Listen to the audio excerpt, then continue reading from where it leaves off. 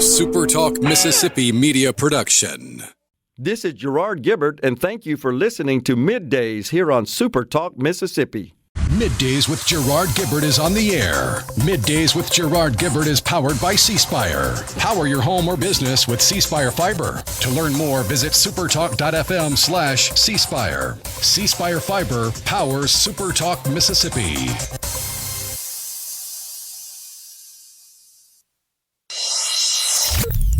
Get ready to go beyond the headlines and join a meaningful conversation with people from around the state. Hello. You're listening to MidDays with Gerard Gibert here on SuperTalk Mississippi.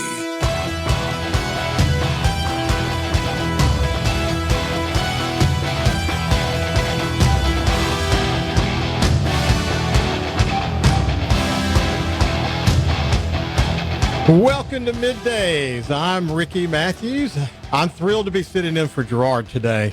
There's a lot going on in the state this week, so we're going to go and try to cover most of that on the show today. So we're looking to do a fun ride together, and we are in the Element Wealth Studio.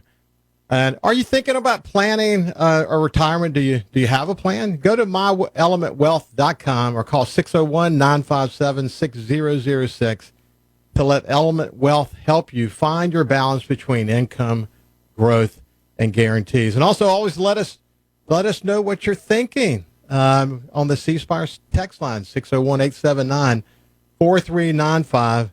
And please don't text and drive. Some of you already know me from my other show, the Ricky Mathews Show, or from Super Talk Outdoors. And like I said, I'm thrilled to be joining you guys today and spending this time with you. You can't help but pray for the people of Jamaica, man. That devastating storm is literally impacting that special place as we speak. The winds are up to 185 miles an hour. The central pressure is 892. It makes it one of the strongest storms ever recovered, ever experienced. It will be the worst in the history of Jamaica for sure. And I can't help but think about the hurricane hunters out of Keesler who are constantly flying in and out of that storm. Some of the videos that they're posting on X, for example, of inside the eye of the storm, it's truly incredible. Those guys are heroes. When they're on my shows, I can't help but celebrate them and their bravery and the work that they're doing to protect us. By the way, hurricane chaser Josh Morgan, who's the top hurricane chaser in the world, who now lives in Bay St. Louis, is in Jamaica. If you look at a map, he's in Crawford, which is just a little bit east of the Black River area where this thing is coming ashore. So we'll pray for the people of Jamaica, our hurricane hunters, and, of course, Josh, who is experiencing that storm as we speak. Listen, the U.S. government shutdown continues. It's now in its fourth week. 1.4 million federal workers are without paychecks. Many of them are having to seek food assistance amid what is essentially a historic standoff. Over 40 million people, they're SNAP recipients, they're going to be facing suspension in November as the fund continues to run dry. That's going to be exacerbating the food insecurity. In fact, we'll have Martha Allen on from Extra Table, who provides food in virtually every county in this state, the food pantries. We're going to talk to her today about what they're experiencing. The Affordable Care Act subsidies are something that's being talked about. And, of course, the Republicans who control the House and the Senate and the White House, they want a clean bill, and they're standing to their guns on that. And we'll see how this all goes out. But, the reality is we are in a very crazy place right now, aren't we, Rhino? Yeah, it's what I call the wild world of politics, and it's not as much fun as the wild world of sports. It sure isn't, man. It sure isn't. Where do you think this is headed? I think it's going to be the longest shutdown. I don't really see them giving on it. I think the conversation surrounding the Obamacare subsidies is going to fall by the wayside the second November 1 hits, and the conversation is going to immediately flip over to SNAP benefits and food insecurity. And you're going to have lots of heartstring tugging in the mainstream media from the talking heads, and you'll have examples, and that's going to be the direction the conversation goes. It's just a matter of how much is actual reality of food insecurity, because estimates I'm seeing now are like sometime mid-November, because they don't want to let it get to Thanksgiving with a shutdown. So if you go 2 weeks without it, 3 weeks without the timetable to get everything rolling again, how much is that actually going to impact the 40-plus million people on SNAP versus how is it going to get blown out of proportion? Because it seems like there's at least a sizable chunk of the population on SNAP that it's not entirely necessary for them to survive, whereas there are some that legitimately need it, and sometimes those that legitimately need it wind up getting less than those that don't legitimately need it. It is we find ourselves in an interesting place. I did some research yesterday. If you look at average household income in Mississippi is around $52,000, and so what these subsidies bring light to is that they may be paying, for example, in a place like Coahoma or Yazoo County, may be paying around $450 a month for Obamacare without the subsidy. With the subsidy, it would come down to $200. Of course, if you make a lot less than that, the subsidy impacts you so that you pay some, I think, as little as $25 a month. But what is not going to fix is the $8,000 deductible. I think what's happening is that this discussion about health care, specifically Obamacare, is bringing a big discussion about health care in our nation right now. And it's creating a moment that I don't think the Democrats really wanted. I think we are really seeing how broken things really are. And I don't see this ending well. This is something we've really got to focus on, and we're not going to be able to do it during the shutdown. Don't you agree? Yeah, it would be likely unconstitutional or illegal to get anything actually fixed during a shutdown, because it ultimately falls at the feet of Congress, and Congress seems to be sluggish at best, and at this point, they're slower than molasses in wintertime. Hey, you may remember one of the big selling features of Obamacare was that it was going to fix the rural hospital challenge in America. Oh, yeah. And since 2010, 10 hospitals in Mississippi have closed.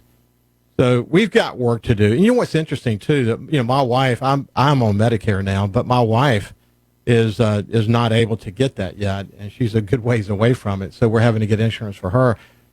Our insurance for her went up unbelievably. So we're getting these discussions around subsidies at a time when the average American is getting tremendous increases that they're not getting any subsidy for. So it's a tough one, man. Let's shift gears. As it relates to the market, we've had some solid earnings reports. As of right now, let's look and see what the market's doing. The Dow's up 235 points. The Nasdaq's up 70 points. But we've had some good earnings reports. We got rate expectation cuts that are coming. Today is the start of the 2-day Fed meeting, where the central bank's expected to make another cut. Then we've got this meeting happening in Asia. And you can't, the positive ripple that's going to come from that, when you add to that also the reality that they have confirmed that President Trump and Xi will be meeting later this week. It's a dynamic time, man. The president has shown, hasn't he, Rhino, that he can chew gum and walk at the same time. Yeah, which is refreshing after the previous 4 years with Biden and calling a lid at 11 a.m. after he got started at 9 a.m. And that may be a bit of an exaggeration, but that was the case for a couple days there. So I'm not exaggerating too much. He really did have a couple 2-hour days, and it was just appalling that the leader of the free world could barely be coherent for a couple hours. Hey, listen, I sent a note to Bill Cork, head of the MDA, yesterday, and he was a little delayed sending me the note, but he answered me. By the time he answered, it was kind of mid-morning. It was around lunch, actually, now that I think about it. But it was 4:30 in Japan where he was. He was actually in Japan. So I'm like, oh, man, you start thinking about these time zone changes. And to your point, I don't know when the president sleeps. I really don't. One other quick point. in terms of earnings, some really important stuff's going to come out tomorrow and the next day. The Magnificent Seven, or at least several of them. You're thinking about Alphabet, Amazon, Apple, Meta platforms, and Microsoft are all going to give us a sense of their first quarter. And if you think about it, man, not their first quarter. They're going to give their earnings reports, but they are one quarter of the S&P 500's total value. So goes the tech companies, so goes the market, and it will be very, very interesting to see what those reports say. But man, there's not any signs of weakening right now. The inflation is not what people expected it to be. We're seeing it continue to ratchet down. I think people are getting surprised by some good news here, don't you, Ryan? Yeah, it seems like there are some naysayers in the economy that are more wish casting than actually forecasting. Yeah, that's true. That is so true. We got a busy day today, man. We got a lot to talk about. We got a turning point event coming up tomorrow. We've got the Mississippi Economic Council's Hobnob event. Lots going on. So when we come back from the Element Well studio, we'll have more. But go to the C Spire text line. Let us know what you're thinking. We'll see you after this break.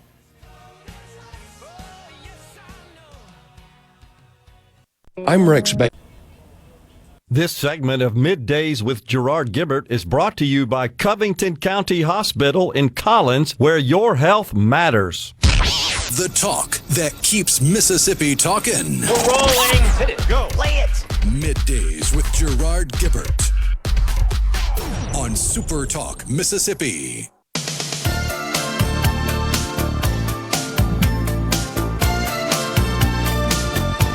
Welcome back to Middays. I'm Ricky Mathews sitting in for Gerard today from the Element Well studio. And like I said, let us know what you're thinking on the C Spire text line at 601-879-4395. Please don't text and drive. Listen, Ratchet Entertainment Group is turning up energy this fall with the Football Friday Nights in Oxford. On Friday, Halloween night, and the eve of the Ole Miss versus South Carolina game, the Molly Ringwalds return to the Lyric.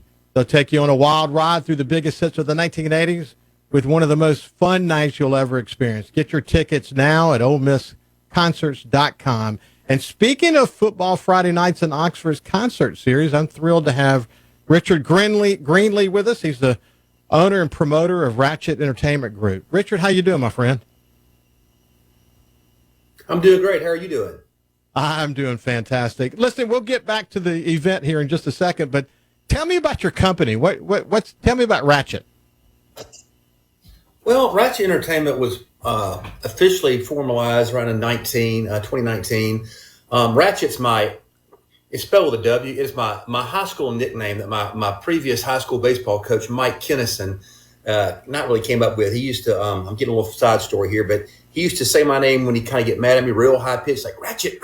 And they go, is he saying Ratchet? Is he calling you Ratchet, not Richard? And it kind of stuck, and that's where Ratchet Entertainment came. But I produce concerts and festivals all over the Southeast, do a lot of work with colleges and universities, and did the Twilight concert series out at Renaissance for several years, and now working in Oxford and working at Texas A&M a little bit, but just trying to make it happen. You know, Oxford is a great town, isn't it, man? I mean, for a promoter like you, what a terrific foundation to build a business from. And it really is. And, I was born and raised a Rebel. I'm third generation Ole Miss alumni. Go to almost every home game and a lot of away games. And, what I'm doing with the Football Friday Nights at the Lyric and the Powerhouse, there's we do any kind of concert, but there's a demographic that's my age, 40s, 50s, that want to go out and have a good time, but they don't want to go fight the bars. And, I love the square and I love the library and Funkies, but the long, if you can get in, you got to fight the elbow for a spot at the bar. And people just want to go out and have a good time and hear live music. And, if you want a restaurant reservation, you got to start a year in advance. But I'm providing, a fun night that caters to the 30s, 40s, 50 and older year old, like the Molly Ringwalds and like a band called Walrus we do every year. So I've done 3 of these events this year, and it's really great because people are like, I just want a good place to get in. I want to just have a good time and not be crowded, hear a good band, and I'll be home asleep by midnight. So it's worked very well. It's the third year we've done the Mollies, and they've sold out the last two, and I expect them to sell out in the next few days here. Yeah, I've had the opportunity to be at events where they played a number of times, actually. And, you would think that as long as they've been doing that gig that they'd get tired of doing it. But there's a freshness every time. You get a sense that they really have a passion for what they're doing. And they have nailed the music. I wonder how they keep up that enthusiasm for what they do. I really don't know because they've been around for a while, and I keep waiting for them to, we've seen the Mollies, but every time it's the biggest request. I do them twice a year up there, one for a parents' weekend for a fraternity in the spring. I'd bring them back every fall. And they sell it every time, and they just get bigger and bigger. And they used to be I don't know for a fact, they used to be kind of their side hustle. Now, I mean, they're playing 3 or 4 nights a week, every week on tour, and they just go and go and go. And they never, that type of music is, I say it's got, as long as they want to do it for the next 10 plus years, they'll have crowds that'll pack the place. It is amazing. And, for that age group, that demographic you're talking about, a lot of them are coming to the game, and they're looking for something fun to do. And there's a lot of reminiscing for them when they hear that music, isn't there? It really is. And that's the same thing. I've been doing every year. I went to games after college, 20s, 30s, 40s, the Grove, to the bars, to restaurants. And now I'm like, it's great because it's kind of, when you go to an event like the Mollies at the Lyric, it's everybody your age, everybody and I don't oversell it. I limit the capacity because nobody wants to be packed. And it's like a big reunion once a year. It's really great. It's a really good time. It's Halloween night this year, so it's costume friendly. If you want to wear your costume, dress your best. I'm sure the Mollies will put something on special. So it'll be a really fun night. Tell us, for people who have not been to the Lyric before, that's a really good venue, isn't it? It really is. Bradley and Lindsay both have done a great job, and others, it's the old theater right there off the square in Oxford. It's a really fine venues, very, very high-end finishes, gloss concrete floors, columns, lots of, decorative. Do a lot of high-end weddings there, but it's great for music, for private events. And it's about the only game in town. It's really right on the square. It's, it's about 1,150 cap with a balcony upstairs and downstairs. I only put about 900 people in there because I don't, when it's crowded, that's what I'm trying to fight against is the elbow to elbow stuff. So it's a great venue. They've got a great staff. They're wonderful to work with. What about parking and things like that? Go and give us some details about what's happening. Well, the doors open at 7:30. The Mollies going around 8:30. I may hold them a little bit depending on the crowd, and they'll play to 11:30. Of course, on the square in Oxford, there's really no parking. It's lifts and rides, and that's the best thing to do is Uber right to the Uber drop off right behind the Lyric and walk right in the door. I have a VIP upstairs that's got private bars, private bathrooms. I'll have 80s heavy hors d'oeuvres, 80s styles hors d'oeuvres from the theme. And then downstairs general admission. If VIP does not limit you from going downstairs, a lot of people will go down to the front row, but it's I think I only have a handful of VIPs left and their general admissions left, but it's a fun night. And it's all you need to do. If, said from doors open at 7 or 7:30, you can stay there at 11:30 or 12. Well, we talk about the biggest hits of the 80s and how they've kept their enthusiasm. But, I mean, again, what I remember about them is they're not just playing those hits, but they really sound like the song. They're really good at what they do. Give people a sense of what they're going to hear when they go there. The Mollies are typical, I call them 80s hair band. They play everything. Their playlist is so long. And they've gotten so much, I'll just say it out loud, they've gotten so much better over the years. When they first started, they were good. But now that you're right, they sound and they hit every note and every song and every guitar lick, just like the bands that you're hearing, your favorite bands, Poison, Rat, Def Leppard, Adam Ant, Culture Club. They all dress as different characters. You've got, the Twisted Sister Sid, lead singer. You've got Adam Ant, and you've got the Karate Kid, and you've got who else is in the band? Oh, Devo. And it's just, and they dress the part. They all switch, instruments and musicians. And it's just, I mean, you'll know every word to every song. You can't stand still. You'll sing every note because you'll know every word to every song. It's really the greatest hits of the 80s. It's awesome. So, yeah, it's not just the music that makes them so good. I mean, it may make you want to get up and dance, but what it does, you can't help but be drawn to watch them because while they're playing their music, they're greatly entertaining. I mean, that's what makes them so good, man. It's sort of the ultimate package. Yeah. You're exactly right. They branded so well. They have their own stage equipment, their own huge video board with videos from the 80s. All of their keyboards and mics and drum sets and keyboards are on rollers and move around and light up. They created their own show. There's nobody like them. There are lots of 80 bands out there, but nobody puts on a show fully graphically and musically integrated like the Mollies. It's really something to see. I'm sure everybody's seen it. If you haven't, you're going to miss out. We're talking to Richard Greenlee, who's the owner and promoter for Ratchet Entertainment Group, who has the Football Friday Nights in Oxford concert series, and we're talking about what's coming up actually this Friday night. But yeah, I'm a former drummer. I banged on piano a little bit. So when you watch a band like the Molly Ringwalds, just as a musician, you have an appreciation for how talented they are. They're tight. They know their music. They can play multiple instruments. I guess that kind of comes with a band like this that's been together for so long. Once you get into music, you tend to be pretty diverse in your ability to do it. But again, they're great musicians, aren't they? They are, and like I said, they've been doing it so long. They've gotten better, and they all, at some point, everybody are vocalists. Everybody will sing a couple of songs. About 3 or 4 move around and switch between keyboards, drums, and guitar. And you're right. After 20 years of doing this over and over again, they hit every note, and they keep adding songs to the repertoire. I mean, I'll go to a show like I've never heard them play that one before, but it's great, And so they keep it fresh and lively, and they're going to keep doing it as long as they have an audience to play for. And they've got a good runway ahead of them. And like I said, this is our 3rd installment of the Football Friday Nights, and plan on doing it next year, getting bigger and better in Oxford. When we finally find out what our home schedule is going to look like, we'll be starting to book bands then. Listen, all music has the ability to conjure up these thoughts.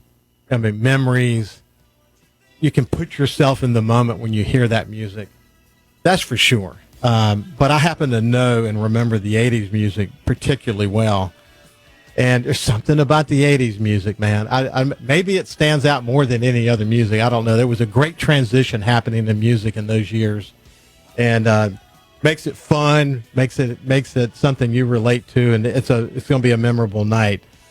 Listen, Richard, thanks for joining me. And thanks for doing this event, man. I really appreciate it. Thank y'all for your support and everything you do for us. No doubt about it. It's Football Friday Nights in Oxford's concert series coming up this Friday night. Look it up. You'll be glad you did. You can go learn more at OleMissConcerts.com. Hey, listen, when we come back from the Element Well studio, we're going to continue our conversation. Let us know what you think on the C Spire text line. We'll see you after this break.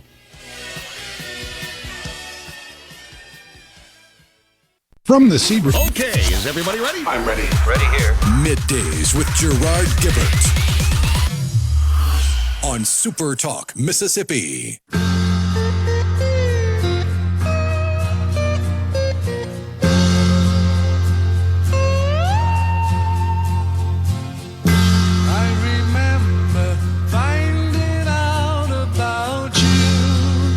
Welcome back to Middays. I'm Ricky Mathews, sitting in for Gerard today from the Element Well studio. Listen, also, we wanted to hear what you have to say, so send us a note at the C Spire text line at 601-879-4395, and please don't text and drive.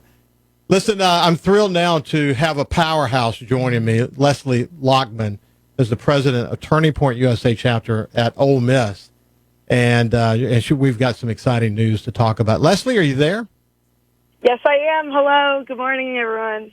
It's good to see you. And when I say powerhouse, I do mean it. I did a little research on you, and I'm extremely impressed. But listen, this event tomorrow night, I can't imagine what's going on in your head right now as you think about this electric event with the Vice President of the United States, J.D. Vance, and Erica Kirk. I think it's the only one of these during this tour that she's going to attend. Then you've got Jesse Waters, primetime there, mornings with Richard Cross from the SuperTalk team on campus broadcasting. Man, what the heck is going on in your head right now? I am extremely thrilled. I think we're very well prepared. We've been preparing for this day for a long time. What's going through my head is this really is the turning point, and I think this is the moment of realization that this elite University of Ole Miss is getting recognized as a place of conservative value and true American spirit. So we're beyond excited to have him come to campus, and we are set and ready, and tickets have been in the hands of students for quite some time, and they're just eager stopping by the table. Listen, I don't know how anyone at this stage of the game can't know what Turning Point USA is, but for people who may have been off on vacation somewhere and I don't know how they missed it, but they missed it. What's your elevator speech about how you talk about Turning Point? Yeah, so when people come to the table, I traditionally say we are the Gen Z conservative organization promoting the idea of free speech and free government. And if even simpler terms, basically the true American-loving people of conservatism. And so our generation has normally not always been this way of a conservative wave. And now that it's hot and more than ever, I'd say it's a group of Gen Z where it's trendy and it's cool and it's the new wave of believing in conservatism. And I'd say that Charlie Kirk, normally people don't traditionally know of Turning Point. They know of Charlie Kirk. And so he was the guy who went to campus and debated college students on topics in a simpler, understanding way of family, faith in God. And so I'd say Turning Point really is the foundation of our generation understanding politics through a conservative lens. So Leslie, I'm the former publisher of the Sun Herald newspaper and also the Mobile Press Register and the Times-Picayune in New Orleans. And then later in my career, I was heavily involved in digital media companies and retired from the largest privately owned media company in America. And so I have a tremendous interest in the discussion around free speech and the First Amendment. And I had followed Charlie for many, many years. In fact, after his tragic death, I wrote a column that you can see at SuperTalk.fm, where I was talking to the people, my liberal friends who just bought into this narrative about Charlie, that he was all about division. In fact, he was anything but that. He was trying to have conversations. He believed if we had conversations, we might be able to work through some of the challenges in America. It's amazing that people said the things they said about him and his death. And maybe what's happening now, because I predicted that he will live on bigger 100 years from now, Leslie, people are still going to be talking about Charlie Kirk, because in a lot of ways I think he was a prophet. But it's amazing. I hope, though, that these people that in the beginning had all these negative things to say, that today they're beginning to get a clear picture of him. But how do you look at all that? Yeah, I mean, I can't agree more. I think there's definitely been a shift in the narrative. I think, the reaction, so I'm very grateful because the reaction on our campus in the sign of tragedy of Charlie was vigils and signs and banners hanging from houses about, long live Charlie Kirk, with crosses and faith and prayer. But I know that's not the situation at every school. And I'm very self-aware that a couple of my friends that go to other schools didn't have that experience at all. So I'm just grateful that I go to a school like Ole Miss that really does represent a sense of faith and community and likeness. And I think, honestly, the way we're looking, though, in the future, I really see hope in this generation that they will recognize that Charlie Kirk was such a forefront of America and really represented a sense of family and conservatism. And so it's disheartening to see that reaction, but I think there's hope, and Ole Miss has really proven that. Like, we came together when it happened and we showed what it was like to do remembrance in an appropriate style. And so I don't think hope is lost, but I do think it's disheartening to see that from other colleges and experience that. I do think that that the time that will pass will give people, even maybe the biggest skeptics, while they may not necessarily agree with what his positions on things, they will begin to get drawn to this notion of let's have debates, let's have conversations, and let's do it in a respectful way. I think one of the really profound things about Charlie is going to be that there's so much content, Leslie.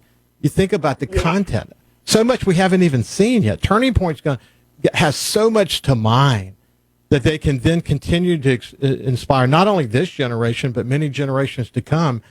And I'm sure that's something that you're hearing them talk about. Charlie's voice, Charlie's inspiration will live on in ways that I think most people could have never imagined. You see it already, don't you?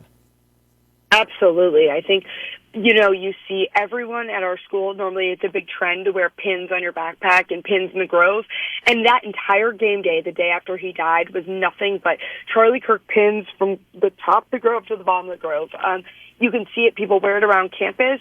You see it in a recognition. People talk about him. When we table, they bring up his messaging. His social media platform has only exploded. His legacy is so beyond you, me, all of us, but it's really a national impact, and we table, and all people want to do is talk about him. So I really do believe that he's going to continue being in the light of positivity and how you really should model your life. He was such a powerful figure, and our campus really does represent that. Yep, I don't think anyone who watched this closely couldn't or wasn't touched by the relationship between J.D. Vance and his wife and Erica Kirk, just the way they came together after Charlie's death.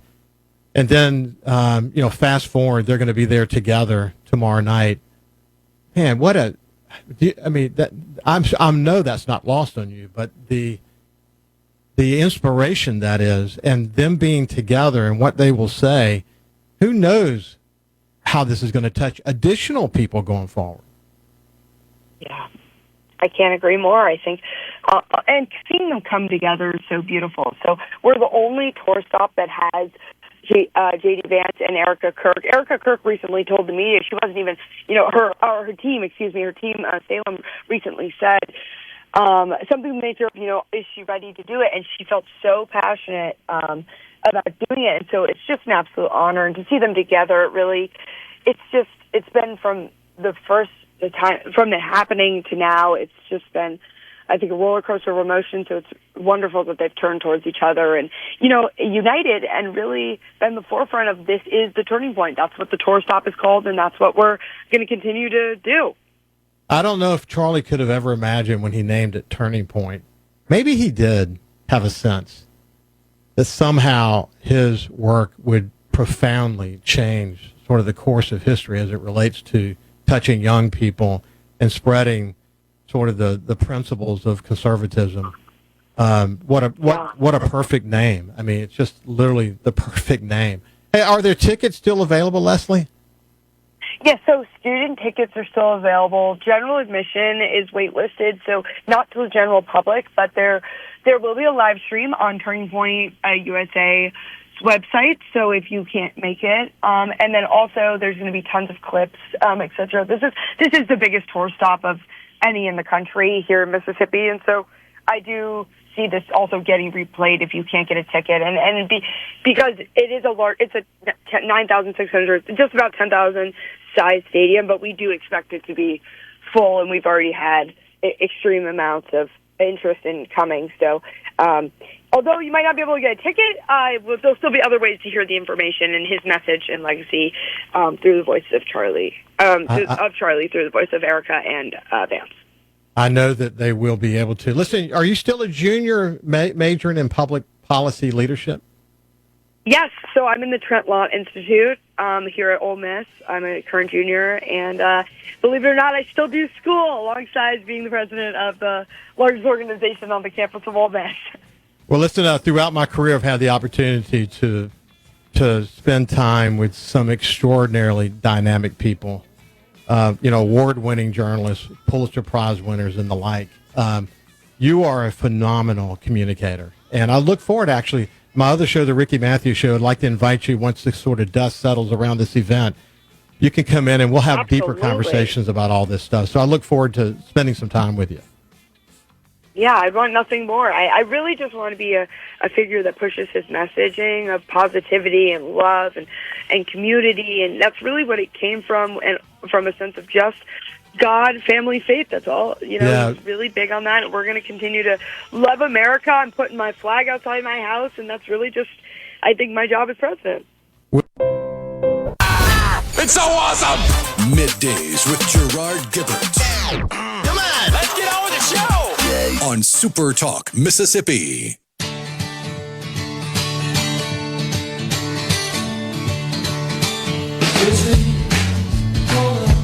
Welcome back to the final segment of this hour. I'm Ricky Mathews, sitting in for Gerard today from the Element Wealth studio.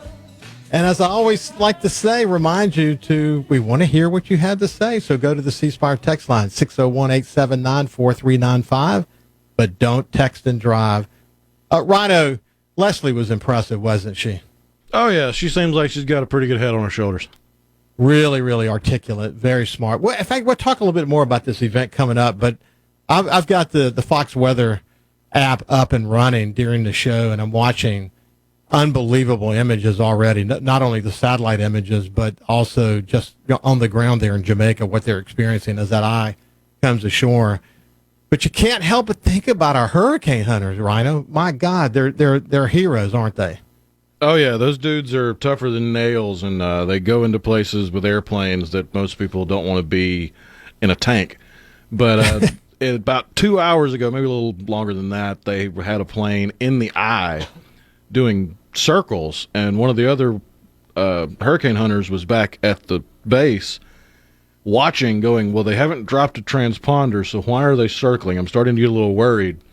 And then he gave an update. It's like, no, it looks like they were just looking for an out. They were trying to figure out the least dangerous way to get out of the eye of the hurricane, and they did. They got out, but then apparently there was another trip back in, and the hurricane hunters just put out a release saying a 53rd Weather Reconnaissance Squadron crew, call sign Teal 75, known as the Air Force Reserve Hurricane Hunters, is returning to its forward operating location in Curacao after encountering heavy turbulence today while entering the eye of Hurricane Melissa.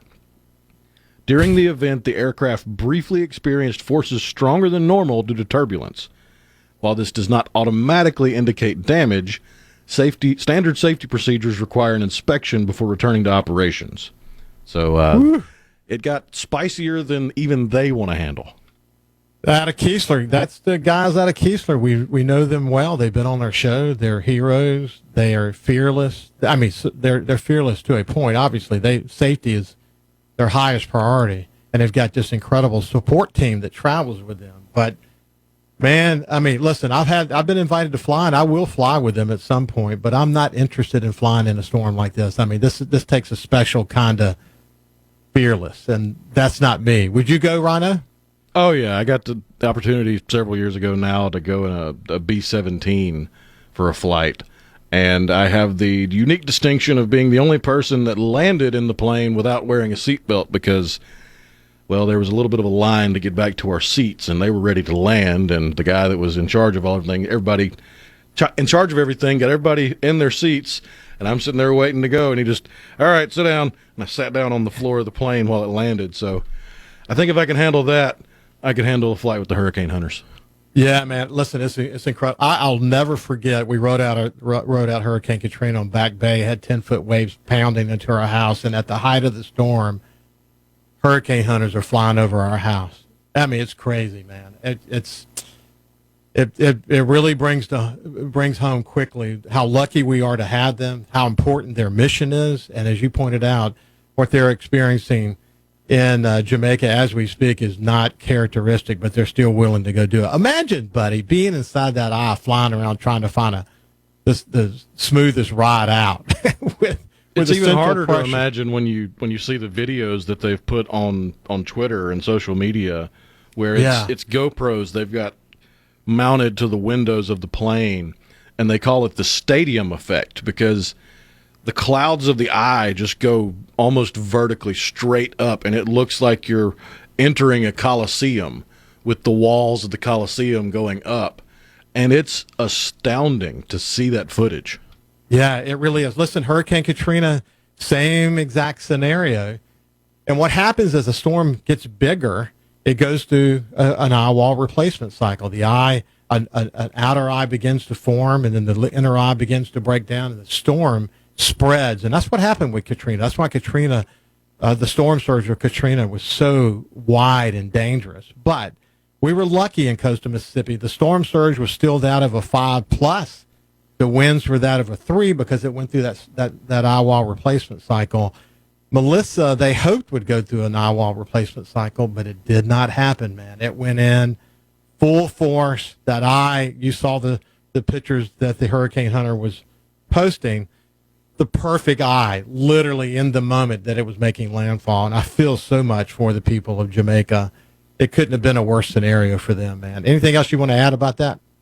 Yeah, it's just going to be a wonder to see what happens afterwards in Jamaica, because it's going to do some damage. It's going to cause some loss of life, sadly. I just hope and pray that the damage and loss of life is minimized.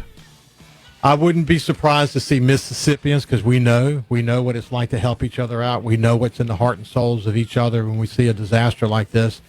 This going on in Jamaica is going to feel very close to home, because many of us have been there. We know the people of Jamaica, and they're going to need a lot of help. I can imagine that the United States volunteer organizations, the United States government, it's going to be the long-haul type of recovery in Jamaica as they deal with this. So anyway, we'll be back after this break. I'm Ricky Mathews. I'm sitting in for Gerard today from the Element Wealth studio. Let us know what you're thinking at the C Spire text line. Please don't text and drive. Coming up next, Fox News, and then followed by SuperTalk Mississippi News. We'll see you after this.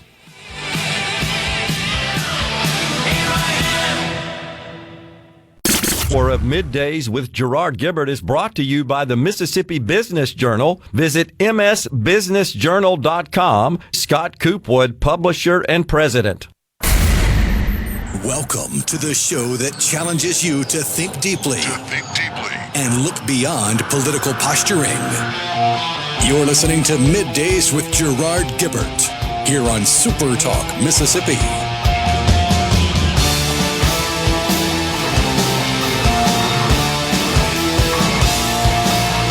Welcome back to Middays.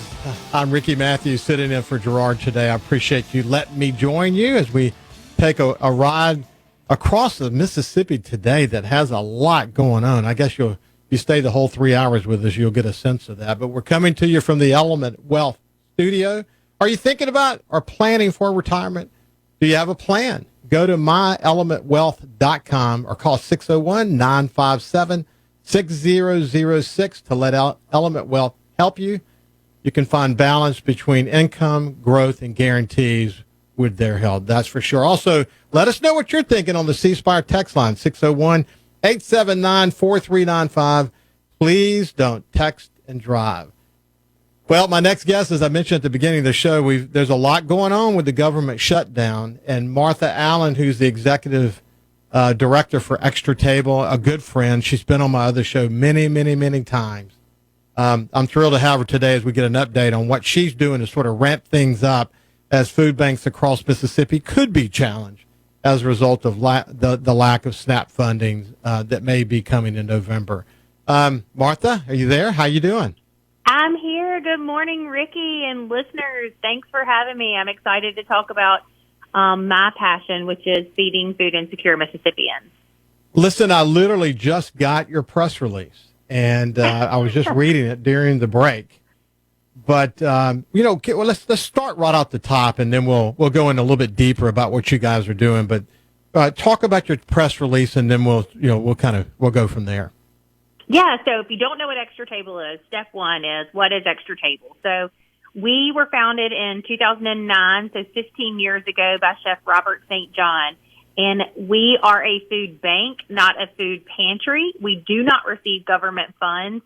And our mission is to fundraise in order to purchase food. So we say meals matter and dollars make the difference. We want you to give us your $10 and let us purchase 40 meals with that, instead of you going to the grocery store and buying a mix mash of canned goods and dropping it off at the school, and then they're going to haul it to the food pantry. So we fundraise to purchase food that we deliver to 66 food pantries, spending $95,000 every month. And again, we are not government subsidized. Which is amazing. And by the way, on top of that, Martha, 100% of the proceeds that people contribute to Extra Table goes to actually feeding people. Your salary Correct. And that of your staff is covered by some other fund. So That's this is exactly one of the right. rare opportunities. Yeah, one of the rare opportunities people have the opportunity to support an effort that's going straight to help people who are hungry, and And that's a major selling point, isn't it? It is. You know, the St. Jude story resonates, and everybody understands that. Like, I like to say, you know, at St. Jude, you don't pay for treatment. I like to say we're like the St. Jude of feeding. So we're a food bank, and we supply food to the food pantries for free. Well, listen, we saw the announcement from the Mississippi Department of Human Services where they talked about what the federal shutdown was going to do to SNAP benefits. But let's kind of break it down. How's that going to affect Extra Table and your efforts, and more specifically talk about what you're urging people to do? So we understand that over 350,000 Mississippians will be affected by the SNAP benefits halting. And, you know, this is not about politics. This is about people, and that's what Extra Table is here for. We're here to feed the people. And so the government shutdown or SNAP benefits, there are 52% of the 1.2 million people in the state of Mississippi are considered something called ALICE, and that's asset limited, income constrained, but employed. So those are our friends and neighbors that do work every day but just can't make ends meet. So 52% of the 1.2 million households just can't put ends together.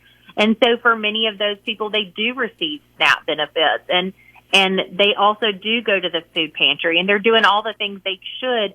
But the definition of a food pantry is an emergency supply of food. And some people for a lifetime live in that emergency zone where they depend on that one bag of groceries from the food pantry to get through the rest of the month. It's incredible. And since you guys are providing food to the food pantries, do you anticipate shortages, and how are you dealing with that? Yes, our phone is ringing nonstop, both from donors and from individuals calling saying, you know, where can I find food? And, you know, even we had a group from a military base call last week and say, you know, we've never been in this arena. What do we do? And so we're answering a lot of questions, and we're encouraging those that want to help and can support to go to our website to learn more about how we work and to make a gift. And we've also set up an easy text to donate line, so you can text FEEDMS, FEEDMS, to 44321 to donate. And so 100% of those funds will go towards purchasing food. Our goal is to add more to our November deliveries, and if not double our November deliveries that are going out. Our food pantries for some time have been seeing a higher number of people every week or every month at distribution. And with this, they're seeing great demand. And so we have always existed to fill the gaps. And so at the food pantries with the food that they can count on, the constant necessities, the pasta sauce, the peanut butter, the canned tuna, the fruit, the oatmeal, all those, the canned soups, all those quality ingredients that make meals that you and I have in our households.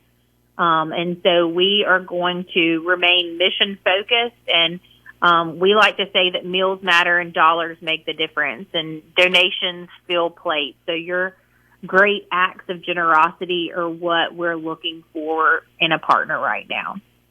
I think one of the benefits of what you do is you guys try to focus on healthy foods. Yeah, and that's a big issue in Mississippi, isn't it? It is. It's a big issue because we try to kill two birds with one stone, so to say. So while we're feeding people, we want to feed them quality, nutritious food, because we know that one of the most expensive diseases to treat is obesity over a person's lifetime. And so if we can, be a good steward of society by providing quality, nutritious food options, then hopefully we can cut down on some of those other things that impact our state and impact all of our communities, like the cost of obesity. Martha, I do a segment every single Wednesday. It's called Singing River Health Talk, and I've had the opportunity to talk to doctors literally of all kinds. What's interesting is I would say at the foundation of a lot of the challenges they face in patients as they do what they do, it's that culturally, maybe people smoke and they shouldn't smoke, or maybe I think diet is a big part of the culture of Mississippi, and they get to see, unfortunately, the end result of a lifetime of not really paying attention to eating well. But, most Mississippians aren't in a situation where they can eat well. I think about that every time I pass a service station out in the middle of nowhere in the Mississippi Delta. They're lucky to have those service stations there, even serving food. But typically, you don't get the healthiest foods there. But that's just part of our challenge, isn't it?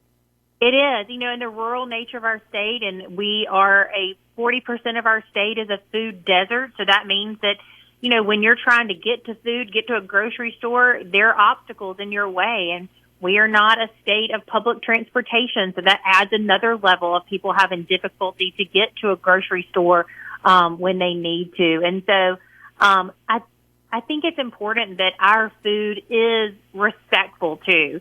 Our food is not some government label. Our food is not a dented can. Our food offers dignity and respect and hope for a better tomorrow.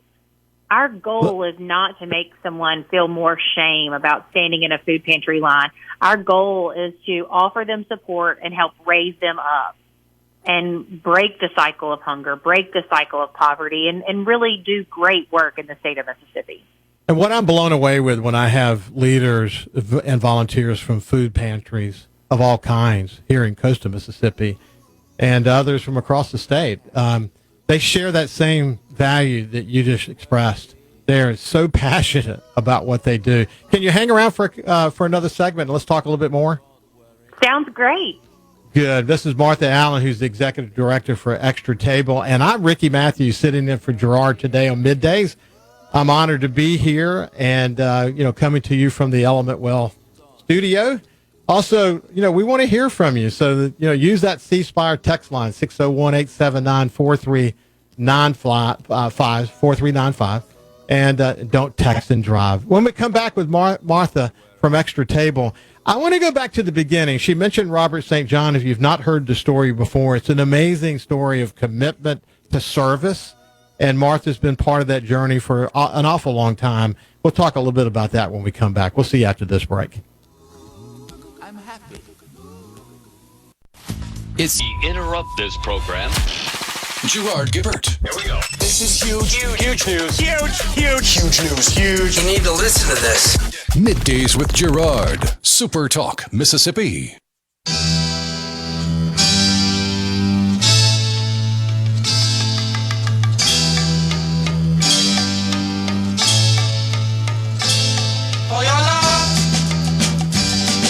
Welcome back to Middays. I'm Ricky Mathews, sitting in for Gerard today from the Element Wealth studio. Also, as I've been saying, let us know what you're thinking on the C-Spire text line at 601-879-4395. And please don't text and drive. We're visiting with Martha Allen, who's the executive director for Extra Table, a good friend. She's been on my other show a bunch of times because the work that they're doing to provide food to the food pantries across the state of Mississippi is so important. Martha, I appreciate you staying another segment with me. But, you think about Robert St. John and his commitment. It's unbelievable that, he stayed the course, isn't it? Yes, it is. And I think, we all know of Robert as a creative, culinary businessman, all the things. But the day that he created Extra Table, I truly believe was a stroke of genius because the way we do it, how we do it, why we do it the way we do, it's different than anywhere else. We're the only non-government subsidized food bank that we know of anywhere, period, not just in the state of Mississippi. And, our mission says we fundraise because we use our buying power to go direct to manufacturers, to go to companies and distributors and say, we want to purchase a truckload of peanut butter, a truckload of pasta, and then we bring all that into our warehouse. Therefore, we are able to get to our pantry partners every month, 2 to 300 peanut butter, 2 to 300 canned tuna, 2 to 300 canned fruit. And we spend around $1,400 wholesale, below wholesale cost for each of our food pantries each month, delivered to their doorstep for free. It's amazing. The way I would talk about Robert, I had the opportunity to meet and get to know him on the governor's commission after Katrina. And the way I would refer to him is kind of almost a Renaissance man. He's an entrepreneur. He's a restaurateur, a chef, a writer. He's an author, a producer. He's a travel host. He loves Europe. He especially loves Tuscany region of region of Italy. But no one will ever say of Robert St. John that he left anything on the table, will they? No, they will not. Absolutely not. He gives it all. And, Robert has a quote, and he says, he was just, analyzing his life one day, and he was like, I, feed people filet mignon in my restaurants, let's say, to put my kids through college. But I want to be remembered as the guy that fed people canned tuna. And that's truly who Robert is. He wants to be remembered as the guy who fed people canned tuna when it mattered. And I think that's what all of us want to be. And so, we are in a moment of great stress for so many people in our state, with so much uncertainty, and we're all bracing and reading the news, and the solution is as simple as donating $15 to Extra Table to put 3 chickens on a table for families this holiday season. We can all donate $15. That the old saying of skip a coffee or skip a lunch, we can all do that. And that is a part of the solution. And it's important for, we are Mississippians. We take care of our own. And so Extra Table is for Mississippians, by Mississippians, to feed Mississippians. And something as simple as a $15 donation can make a big difference in the coming weeks and months. So when you think about Extra Table, for people who may have missed the first segment, it's this organization that has been formed that when you raise the money and create all this buying power to go out and buy this food that then is delivered to these food pantries across the state of Mississippi, they're able to use 100%. When Martha talks about the $15, 100% of the $15 is going to go to buying food. So Martha's salary and any other assistance she gets is paid by another fund. So it's kind of the perfect scenario. I remember when I was involved in United Way, people were always interested to know how much money goes to pay administration or any nonprofit. That's just kind of part of the gig. You got to run it. But the fact that he had the wisdom to set up an organization that would be that the managing of it would be funded by some other fund, and that the money you give to this organization, Extra Table, goes directly to the people who need it, goes directly to the hungry. That was masterful, wasn't it? Yes, it is. And it makes, that's important to me. And, you hear it on the news from time to time on these national charities that, the director's making, millions of dollars, and they're, wasting money here and there. And, that's what we're dealing with currently in our country. And at Extra Table, we have 4 employees, and that's it. And those 4 employees are supported by some food brokers that, don't get a salary, and a whole bunch of volunteers. And that's how we make the magic happen, is by working together. And so we keep very low overhead, very low administrative costs. We work very hard to get everything that we do at our events donated, so that just about every penny at an event goes to the bottom line, to feeding people. And that's important when I just make an annual gift or sign up to be a monthly donor. I want to know where my money is going and who it's impacting. And so Ricky, another thing Robert did when he created Extra Table that I think is really cool too. I love my home state, and I love to support Mississippi, but I'm from Clarksdale, and I grew up serving in the care station in Clarksdale. And so when I go to give, I might want to ensure that my gift supports the care station or supports the Delta where I grew up. And with Extra Table, anytime you make a donation on our website or you send in a check, you can just note in the notes line that you want it to support that region of the state or that specific food pantry.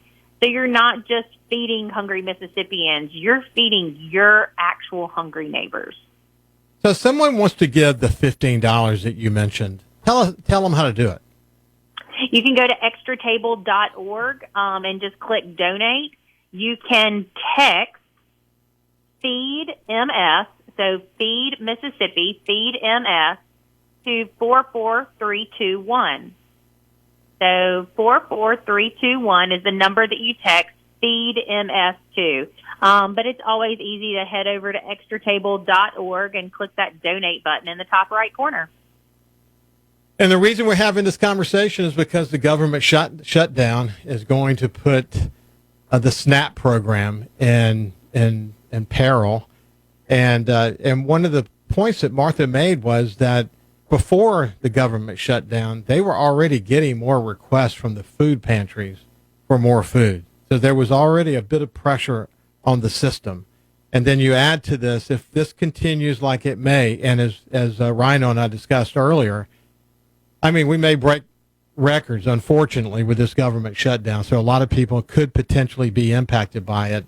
And so what's going to happen is this nonprofit that is Extra Table will do everything in their power to buy as much food as possible to be able to deliver the food to the food pantries across this state that are going to undoubtedly have some pressure on them. We've got about 2 minutes left, Martha. Why don't you make a final pitch about all this? I think you just hit it, Ricky. The important thing to remember is that Extra Table is non-government subsidized. We receive 0 federal funds. So it's 4 ladies, a great amount of donors, and some wonderful volunteers that make it happen. We spend $95,000 every single month on food. And so in this crisis that we're in, we want to ship more food. We want to spend more than $95,000. We would love to double that $95,000 in the month of November and December. And our goal is always to grow and ship more. So we're currently focused on raising more funds immediately so that we can fill this gap, the gap that Extra Table was formed to fill and exists and remains mission-focused to feed. For every dollar that you donate to Extra Table, we can feed 3 to 4 quality nutritious meals.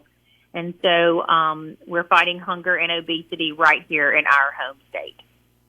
You know, I talk about this a lot. One of the beautiful things about Mississippi, we learn it during disasters. We learn it during times of challenge. That what is in the heart and soul of Mississippians is something when people come in from the outside and see it for themselves, they're blown away by it. It's not the Mississippi they expected to see. They expected to see a Mississippi that is divided, but that's not what they see. I mean, when we have challenging moments in this state, we come together, don't we, Martha? We do. We absolutely come together. It's so. We posted on social yesterday a video that we threw together real quick to respond to what's going on, and every day we're going to be posting more information. And I think that's the most heartwarming thing.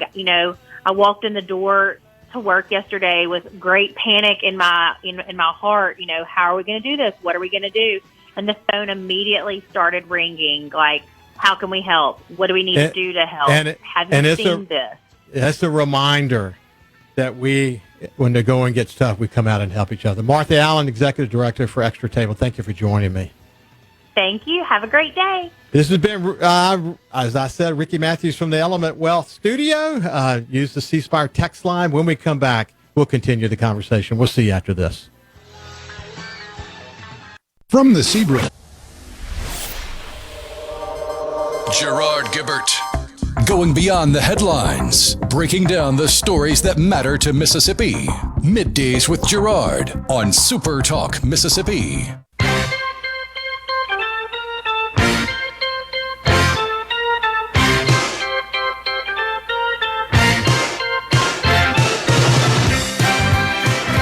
Welcome back to Middays. I'm Ricky Mathews, sitting in for Gerard today from the Element Wealth Studio. Listen, we'd like to hear from you. So use the C Spire text line, 601-879-4395. But please don't text and drive. Distracted driving is a big deal all around this country. And we need to do everything in our power to do something about that. Scott Waller, who is the president and CEO of the Mississippi Economic Council and someone who's been on my other show many times, is joining us now. He's got a full plate. We'll get into all of that here shortly. But he's joined us actually from the studio there in Jackson. Scott, how you doing, my friend? Doing great. It's always good to see you, Rick. It's good. Listen, I was doing some research this morning, and I don't know, man. I just kind of ran across this interesting fact about you. And is it right that you're from Shibuya, Mississippi? That is correct. That is correct. I grew up there. Yeah, so it's about around 500 people, something like that. Yeah, very, very, very small town where you knew growing up as a child if you did something wrong, you didn't have to wait for your parents to get on to you because somebody else would. I mean, they took care of us. It was a great place to grow up, for sure. That sounds like my neighborhood in Gulfport and a neighborhood called Bellevue. The parents kind of took up for each other. But I would say that here's an interesting way to describe you. You got a bit of policy wonkery in you, so you feel very comfortable talking about policy, but you also have those small town roots that coming from a place like Shibuya gives you, and that's what makes you, in my view, kind of an interesting guest. That makes you a terrific leader of the MEC, and the truth is, you've had your hands full. Yeah, I'm sorry. I don't know what happened, but yeah, that's okay. You're there. Go it's ahead. back now. Yeah, I really have. And the one thing too, I mean, one of the other aspects of it, and I think you know this as well. Your former profession and mine kind of coincided when I spent over 20 years in the newspaper business before coming to MEC. So those backgrounds really have, I think, helped me understand, number one, our state. Understand, number two, how you get to the crux of an issue by looking at both sides of it, and then number three, building relationships with state leaders and legislators to allow us to really get down to figuring out what we need to do best for the business community in our state. So I've had a very blessed career and look forward to some big things still ahead. So it's going to be great. Well, listen, you've been on my show. You've been on the other shows here on SuperTalk, updating, citizens, the business community, anyone who has an interest about the efforts underway with the Mississippi Economic Council, the Mississippi Manufacturers Association, the Business and Industry Political Education Committee, better known as BIPAC. We'll talk about that later this segment, maybe the first part of the next segment. But Hobnob Week is a big deal. In fact, Richard Cross, Mornings with Richard Cross are going to be there at Hobnob Thursday with political leaders experiencing a day of networking and great food. But it's a big time, isn't it? It is. And look, the relationship we've had with SuperTalk for so long to be doing the live remotes at our events, and Hobnob in particular is always a lot of fun because it's a little more relaxed than a couple of our other meetings that we have. They're a little more kind of, you don't have to wear a tie. You don't even have to wear a sport coat if you don't want to. Just come. That's the thing. Come and do exactly what the name of the event says, Hobnob.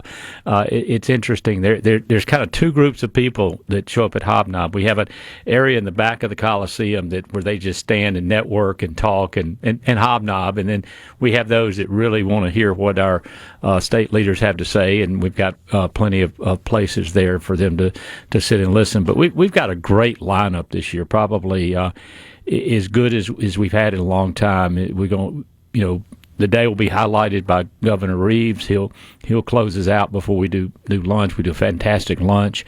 All of our other statewide leaders, Lieutenant Governor Hoseman, Speaker Jason White will be there, and really and truly we mix in some of the things we're working on.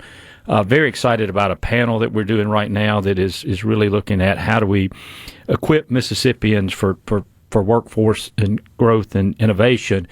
And we've got a couple of people who are on the front lines of getting the employees through the door, and that's the Chief Human Resources Director both at Amplify, which is the cell technology company up in Marshall County, Jacqueline Jones, and then Lauren Lawhorn, who is the Chief Human Resources Officer at C Spire. And you think about what C Spire is doing and how they've have continued to grow their business as a not just a cellular provider, but as a technology company, expanding in so many areas to grow the company. And, one of our homegrown Mississippi-based companies that we can all be proud of. So getting their insights. So you have the insight of the company that's been around a long time, that's continued to innovate, continued to grow, and what their workforce needs are, and then the company that's still in the process of building their facility in Marshall County and what their workforce needs are going to be as we go forward. So, and then Blaze King from Accelerate Mississippi.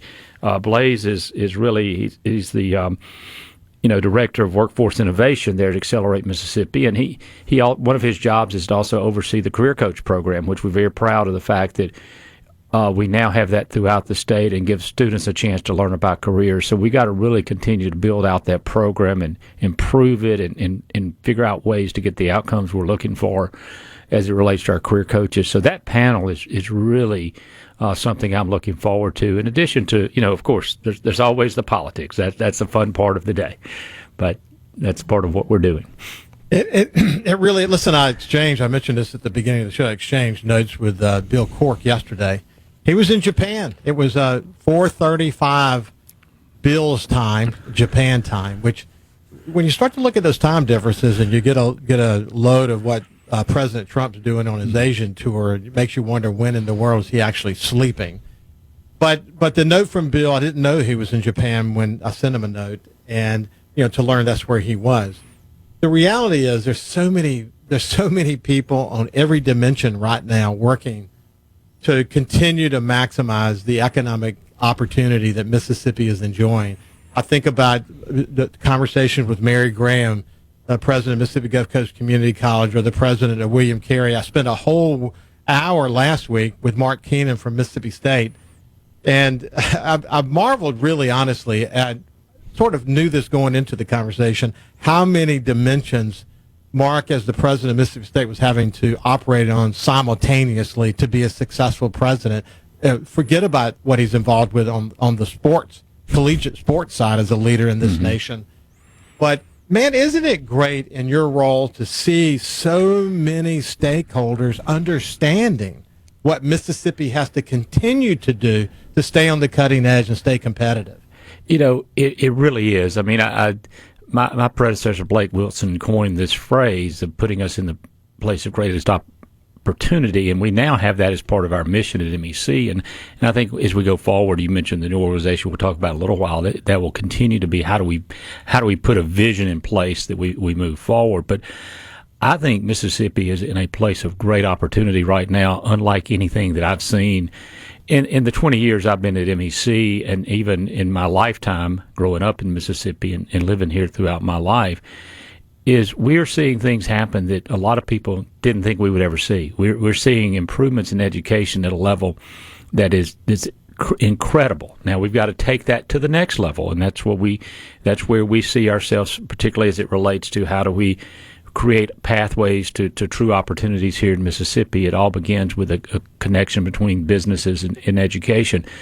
But you think about the economic development that's taken place over the last few years, and really and truly, all of those things that are happening right now, they're just incredible. I mean, the amount of capital investment, and I know that a lot of it's driven by the cost of the data centers, but that's still, those will create new opportunities in an area that we've never had in our state before. So I really feel like our state is really positioned to do some great things. We're seeing some great things now, but I think we're going to see even more in the future. No, I think there's a lot of data points. I think sometimes when you get in a conversation like that, sometimes leaders don't let the facts get in the way of a good presentation. But if you look at Bollinger growing, you look at what Ingalls is doing, you look at what Stennis is doing and the opportunity at Stennis. You look all across the state from the Golden Triangle to DeSoto County and Madison and every point in between. There's amazing things happening. You look at Mississippi Gulf Coast Community College, where over 50% of their students now are in a non-traditional education. And then you have a conversation with someone like Mark Keenan, and you get a grip on all these efforts, the partnership with the Ingalls, what he's doing at Stennis, what you see happening in partnership with the Golden Triangle. And that's just those universities and colleges. The opportunities, the conversations are similar to these other places. there's a lot of focused people right now. The facts are the facts. Mississippi's in a special place right now, and we can build off that. We got less than a minute, but go ahead. We really are, and I think it all begins with that one thing: partnerships. If we build these partnerships, we can even move it to a different level. I see more people getting that than I have ever seen in my career, and I have been around for a while, and I see it so clearly. Listen, I'm Ricky Mathews. I'm sitting in for Gerard today from the Element Wealth Studio. Let us hear from you. We want to hear what you have to say on the C Spire text line, 601-879-4395. Please don't text and drive. When we come back, we'll continue our conversation with Scott, and we'll talk about this mega merger that's about to happen that I think is going to be really important to this overall conversation that we're having. We'll see you after this.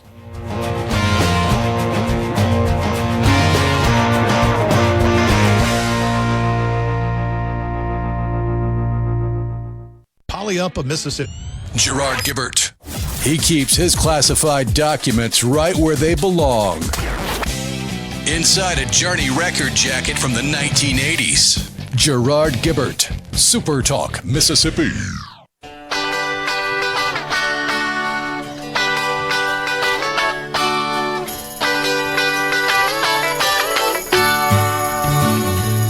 Well, it's all Welcome back to Middays. I'm Ricky Mathews sitting in for Gerard today from the Element Wealth Studios. Let us hear from you on the C Spire text line, but don't text and drive. We're visiting with Scott Waller, who's the president and CEO of the Mississippi Economic Council. And I mentioned before we went to the break about what I alluded to at the beginning of the show, what I call a mega merger. Is it inevitable, Bill, or do we still have some necessary steps yet to come? I want everybody to be there Thursday to hear more about what's about to happen. We are officially merging the three organizations you mentioned, the Mississippi Economic Council, the Mississippi Manufacturers Association, and then BIPEC, into a single organization that will be under one banner called the Mississippi Business Alliance. Very excited about this opportunity. We will spend some time letting everyone know kind of how this came to be, what it means, what the vision is, but more importantly, forward-looking in terms of how we're going to grow this. And you'll hear, I'll get the chance to talk a little bit about how we got to where we are.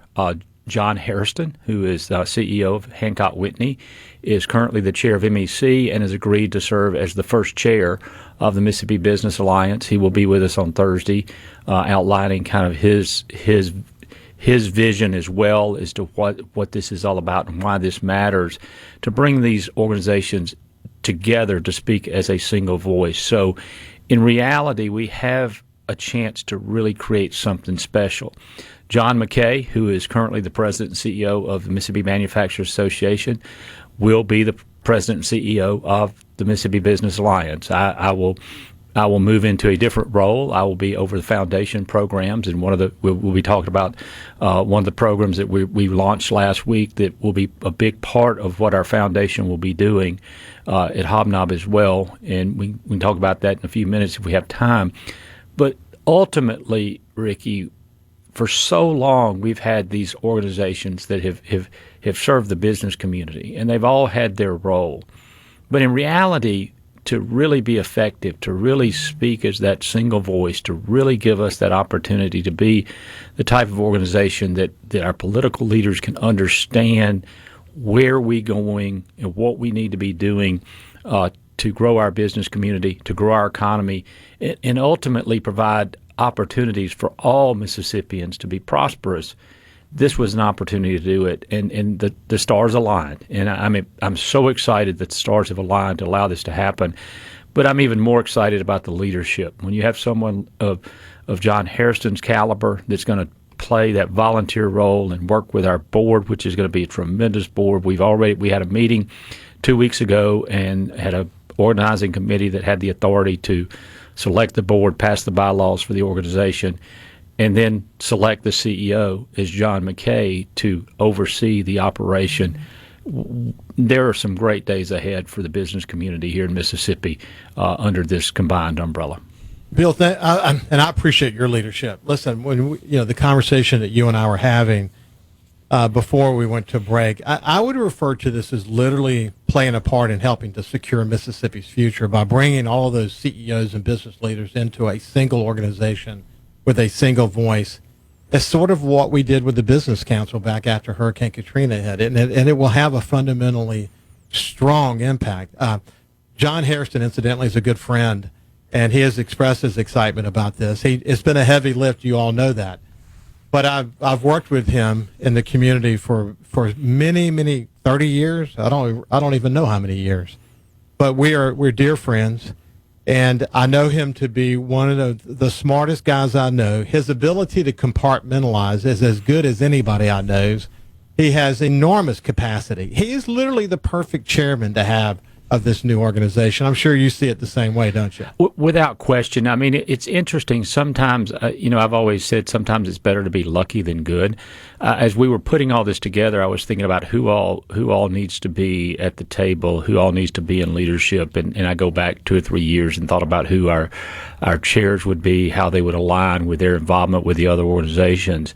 And then when John comes along and we start having conversations about how do you bring these organizations together, and his knowledge, his expertise through the years of doing this day in and day out in so many ways within his industry.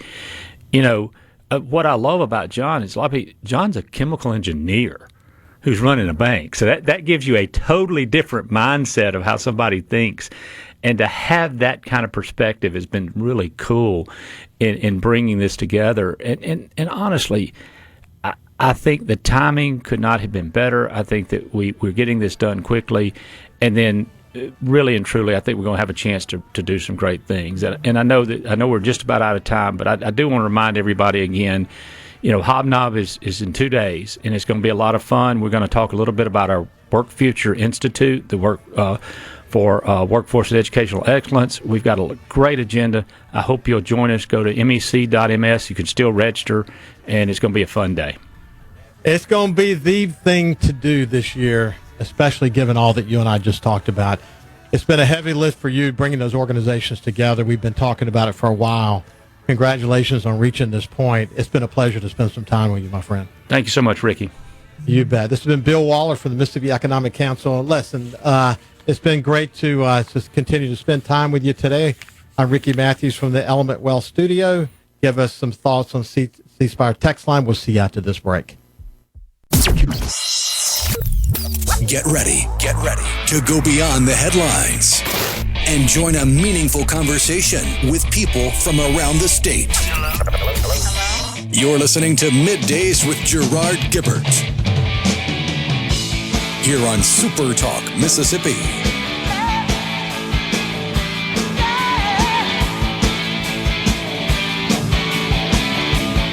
Welcome back to MidDays. I'm Ricky Mathews sitting in for Gerard today from the Element Wealth Studio. Listen, are you thinking about or planning for retirement? Do you have a plan? Go to myelementwealth.com or call 601-957-6006 to let Element Wealth help you find your balance between income, growth, and guarantees. And also, go to that C Spire text line, 601-879-4395, and let us know what's on your mind. But please don't text and drive. Hey, listen, I'm so thrilled to have my next guest.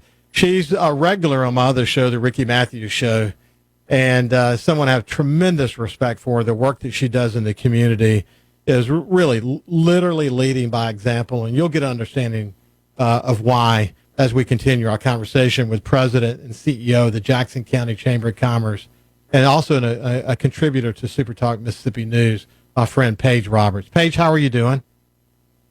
I'm doing well, thanks. It's absolutely gorgeous out. Isn't it? And look, listen, what's interesting, I had the Fox Weather app just behind the computer screen, and I'm watching this literal perfect eye of Melissa coming inland in Jamaica. And it did not go through an eye wall replacement cycle, which you would have hoped it would, like Katrina did, that maybe at least take a little bit of the punch out of it. So, you did a stint at the Red Cross. You know already what this means. Jamaica is going to have major league needs, aren't they? Yes, it's going to be serious and probably life-threatening, and we just have to pray that resources are able to get to the island, the right resources at the right time. Listen, Paige, when I think about you, I think about, the chamber, the traditional chamber does what a traditional chamber does, but then there's, a growing non-traditional element to the chamber around economic development, working with cities, the work that you've done with the mayors all over Jackson County.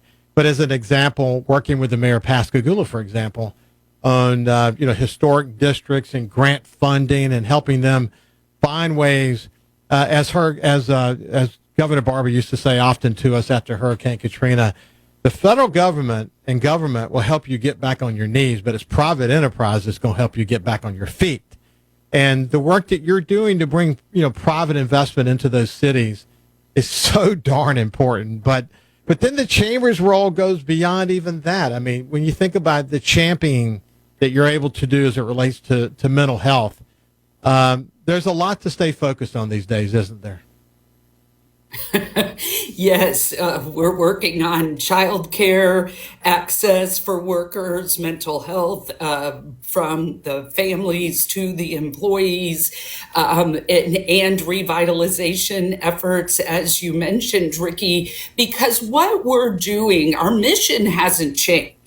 We're still supporting commerce and promoting growth in order to enhance the quality of life, but we're looking more deeply into the needs of the employees and therefore our chamber members, and what are they experiencing that might be challenging them in such a way that they're not able to work at their optimum level.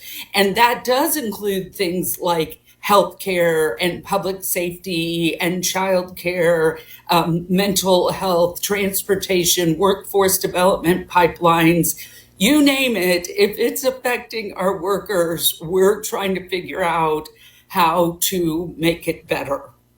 Listen, at the Sun Herald after Katrina, the way you just said that is very similar to what we used to say. Think about all these things you just mentioned being dimensions in a community. And at any given time, on any of those dimensions, you have challenges. That's just the reality of it, the way it is. That's part of the human condition. And so when Katrina hit, it basically made every one of those dimensions go over the cliff. So every trend that might have been there was sped up. Every challenge that might have been there was 100-fold now. That's just the reality. And so even when there's not a Katrina, as you well know, it could be social media's impact on teens. It could be any number of things. There are challenges in the community that situations, in this case, the teen example, might be technology's impact on their lives, but that's impacting the families, and those families work in the community. So all those dimensions connect. But it's true, we have these challenges, and we have to, if we don't take sort of a holistic approach to solving them, we're gonna miss out and not give everybody the best opportunity to achieve goals in their lives, which is what this is ultimately all about, isn't it? Yes, and it's like you mentioned with the children, for example. I don't know that people think of commerce and children in the same thought patterns often, but my former board chair, Casey Hill, said it best, I think, when he said a couple years ago, I'm pretty good at departmentalizing, he said, between work and home. But when my children are in peril or are not well in some way, then I can't. And if my children are well, then I'm not well, even at work. And we know that's so true. And maybe in the past, our thinking around employment and work was to say, oh, my personal life, my professional life. And there's still some of that. But the reality is, if I'm running around in the morning as a single mom, trying to get my kids ready to school, get them there on time, get me there on time, what are the chances then that when I arrive, I might be a little flustered, or it might take me a little longer to get stabilized in my thinking. And that's something I think that we all need to take into account, is what is happening as soon as we get up and how is it affecting us all throughout the day. Yeah, Scott Waller from the Mississippi Economic Council was just on the show, and we talked about so many different things as it relates to these opportunities, economic opportunities that Mississippi is facing, literally all over the state, from Madison to the Golden Triangle to DeSoto. Of course, we're the coast of Mississippi is an economic engine for the state. Where do we go from here? But you think about Jackson County, where you are, and my estimate is that Bollinger alone, in direct and indirect jobs, will add about 3,000 people over the next couple of years, or however long it's going to be. You're going to continue to see growth at Ingalls.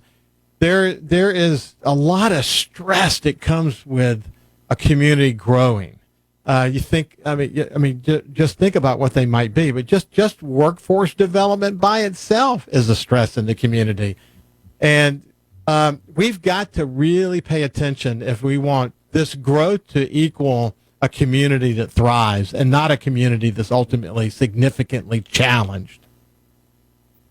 Well, I think you've come full circle around to what you were mentioning with our work with the city of Pascagoula's leadership team and their redevelopment authority in the revitalization of Pascagoula, which really started with the idea that we have to bring residents downtown in order to start that movement, and which we have and seen a great deal of success in the past 6 years. But what that has looked like numerically is that when we started, there were 4 apartments above one law office in downtown Pascagoula, and now there are 93 residential units in downtown that are mostly connected to either a restaurant or a bar or retail or office space. And that's really been key. And that's quite a growth when you look at that from 4 to 93.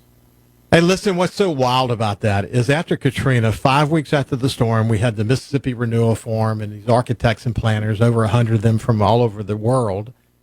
And Andres Duani, the famed architect and the father of new urbanism, leading it. He said that mixed use is where our future is. And at the time, people had a hard time sort of getting their head around that. But isn't it interesting, some 20 years later, it's evolving in exactly the way he thought it would, that people would no longer, they would see, instead of wanting, if they worked at Ingalls, instead of living out in the boonies, they would actually begin to see that living in downtown Pascagoula was a benefit. Being able to work and being able to have fun and go to restaurants and all these things in a similar area. But it is happening, and it's happening literally in every community of coastal Mississippi. That's great to see, isn't it? Sure. And again, it's been the public-private partnerships. I believe that the number is something like $16 million in public money added to another $53 million in private investment is what's gone into the Pascagoula story. And it's just key. When we come back after break, we're going to talk to Paige a little bit more about some life-saving wins when it comes to creating this teen-focused Hope Squad that we hope spreads across the state of Mississippi. I'm Ricky Mathews, sitting in for Gerard from the Element Wealth Studios. Let us know what you're thinking at the C Spire text line. We'll see you after this.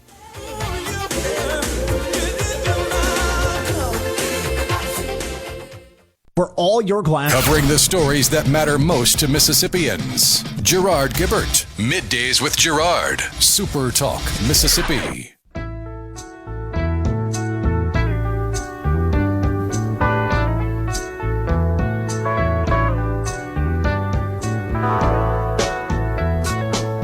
Welcome back to Middays. I'm Ricky Mathews, sitting in for Gerard today from the Element Wealth Studio. Let us know what you're thinking on the C Spire text line, 601-879-4395. Please don't text and drive. We have Paige Roberts, the CEO of the Jackson County Chamber, and just consummate leader in the community. And when I went to break, I talked about life-saving wins and the development of Hope Squad. And so we're gonna have a deep conversation to sort of update you on where all this is, what inspired it. But I want you to know before we even start it that talking about teen suicide does not make it contagious. It actually helps. So there's a myth out there. Some people don't want to talk about suicide because they're concerned that it might plant ideas in people's minds. But that's the way you save teens, talking about it. So, Paige, as kind of the start the conversation about Hope Squad, tell people why it's important for us to just deal with the reality and what the studies show about talking about it. Sure. It's about letting our teenagers and even just all of our people at all ages learning how to have conversations about our feelings, even when our feelings are scary or may make someone else uncomfortable, that we want to make sure that we are creating a safe space and that other people realize it's a safe space. And as you mentioned, focusing particularly on teenagers, but there's also Hope Squad for elementary schools that focuses more on the identifying when our feelings are dysregulated, when the kids understand, oh, I am feeling angry or scared, and that's why I'm behaving this way. And it's a great way to start them out as they develop through the Hope Squad movement. As you mentioned, Ricky, this really has become a movement. I call it the Hope movement here in South Mississippi.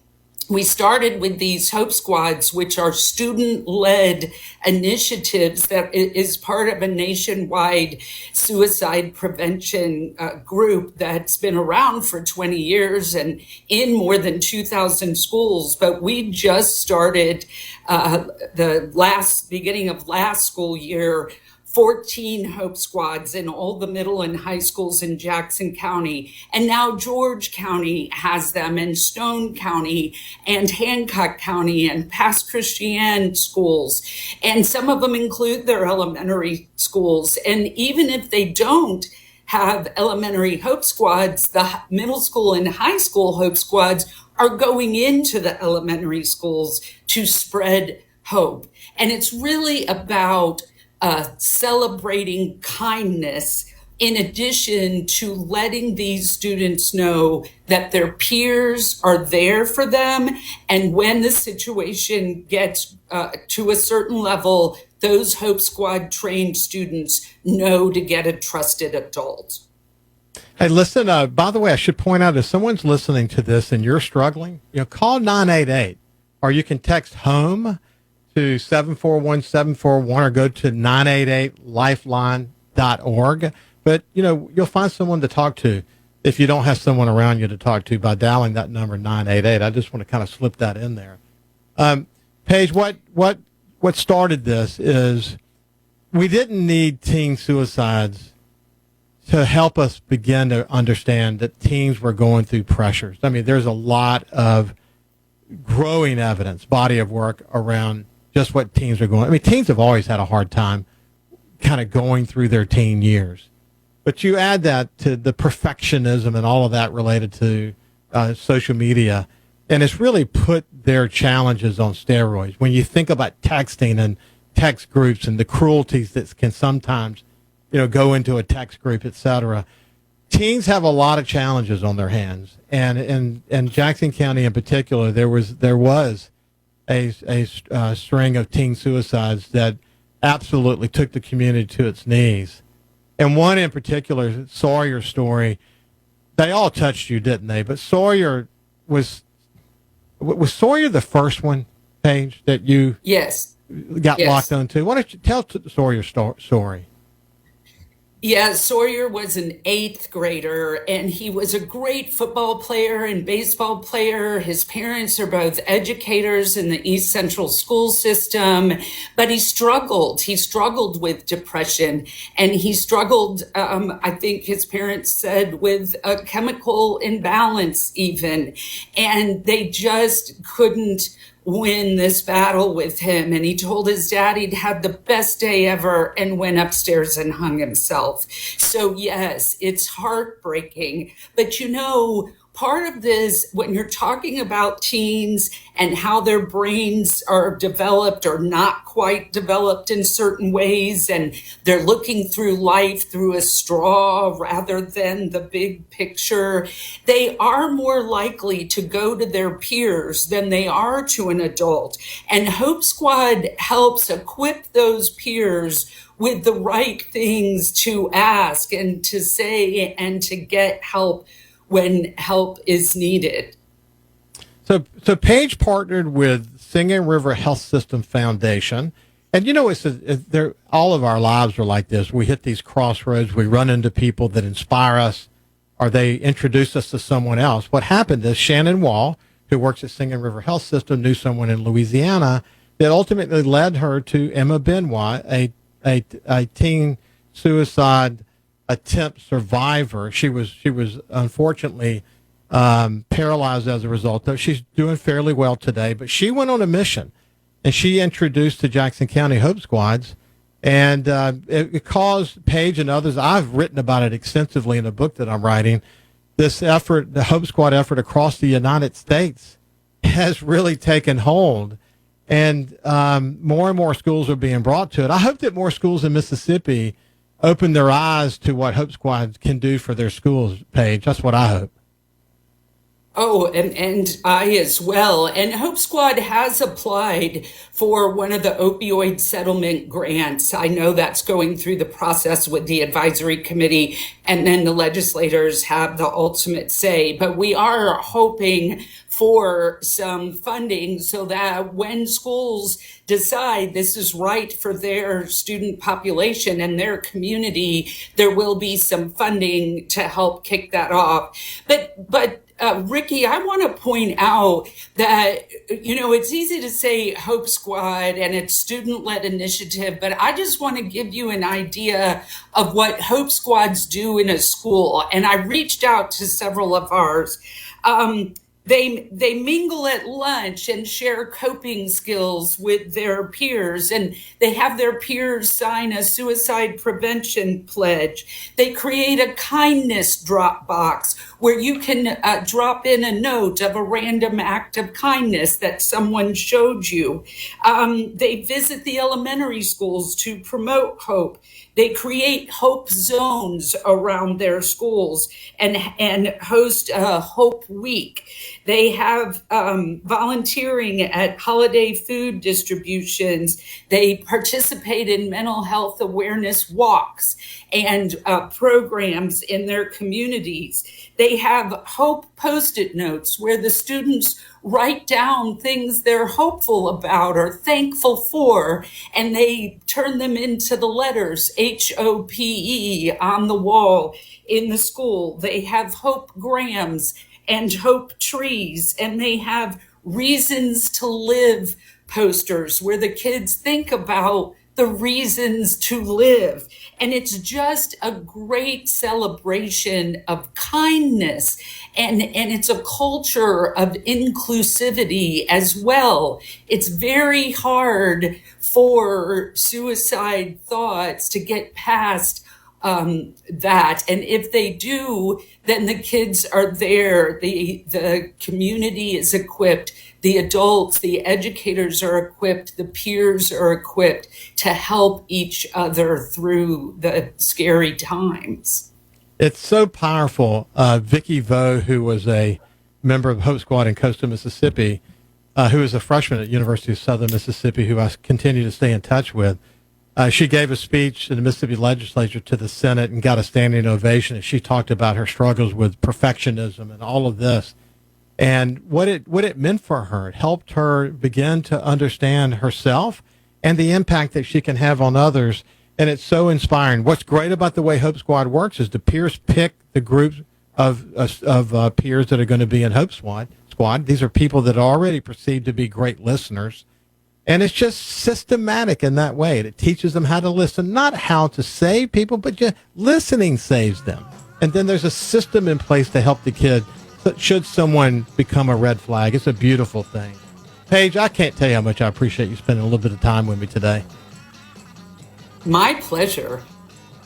And we will keep it up, that's for sure. This has been Paige Roberts from the Jackson County Chamber. Listen, I'm Ricky Mathews. I'm sitting in for Gerard today from the Element Wealth Studio. We want to hear from you. Call the C Spire text line, 601-879-4395, but please don't text and drive. Hey, when we come back, we have JT Mitchell joining us from SuperTalk Mississippi News. We'll see you after this. God bless you, Paige.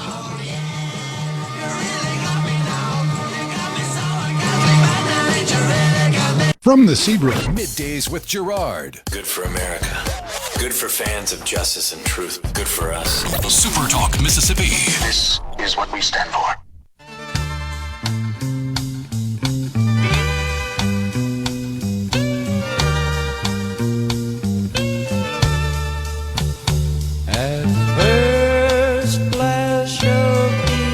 Welcome back to Middays. I'm Ricky Mathews sitting in for Gerard today from the Element Wealth Studio. Also, let us hear from you. Call the C Spire text line, 601-879-4395. But please don't text and drive. I've been looking forward to this next segment because it is JT Mitchell. He's the news director at SuperTalk Mississippi News. And he's a regular on my other show, the Ricky Mathews Show. And we've always got lots and lots of cool stuff, important stuff to talk about. But today is no exception. JT, how you doing, my friend? Hey, Ricky, I'm doing well. And Rhino, I appreciate you bringing Jim Morrison along. Always great. Rhino's the man. Hey, listen, you know this already, but Kyle Curley, my producer of the Ricky Mathews Show and the SuperTalk Outdoors, I would be toast without him. And I have been talking to Rhino during the breaks. He's good at what he does. He makes it so smooth for someone like me sitting in to a live show like I'm doing today. He's the man, isn't he? No doubt about it. Rhino's MVP. Hey, listen. We'll talk very similar to the way we do on my show, but I just want to remind people, I was a newspaper publisher. I had multiple newspapers across multiple states that reported to me along in my career. And later in my career, I was in the digital news media business. And so I know this part of the business extremely well. And what's happening, and this is true across the entire state of Mississippi, sadly, but it's true.